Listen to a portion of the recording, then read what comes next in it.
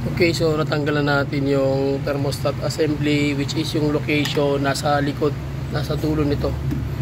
Itong upper radiator hose papunta doon. Ayan, medyo hirap nga lang guys tukutin dahil nasa likod. So ang problema niya, ayan o, sira yung kanyang thermostat assembly. So ang problema naman ito, ganito, hindi mo siya pwedeng palitan ng thermostat lang, kundi mismo yung assembly kasama na yung housing dahil plastic. Hindi tulad sa mga ibang mga unit, mga diesel type, dahil aluminum. So pwede mo siyang palitan. So ito hindi, assembly talaga siya. Ayan. So kailangan siyang itong papalitan natin. And then double check na rin yung kanyang water pump location. Ayun o. Ayan o. So kita nyo naman yung position niya dito. Ayan. Maasya din nakabutang no? Sa lumbutan. Pagtanggal niya, hindi niya nakita dyan.